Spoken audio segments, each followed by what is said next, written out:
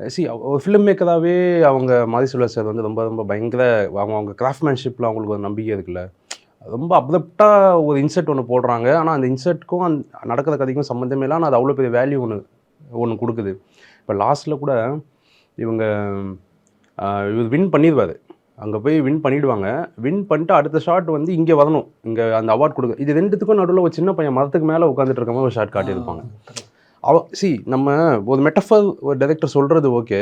அந்த மெட்டஃபர வந்து ரொம்ப எளிய மக்களுக்கும் புரியிற மாதிரி சினிமா அண்டர்ஸ்டாண்டிங் பெருசா இல்லாம, வெறும் படத்த பார்த்து ரசிக்கிற ஒரு ஆளுக்கும் அது ஈஸியா புரியிற மாதிரி சொல்றது இருக்குல்ல, அது வந்து ரொம்ப செலிப்ரேட் பண்ணக்கூடிய ஃபில்ம் மேக்கர்ஸ் இவங்களான்னு நான் ஃபீல் பண்ணுவேன். நீங்க இதுல கர்ணன்ல கூட கர்ணன் தான் அந்த டாங்கி.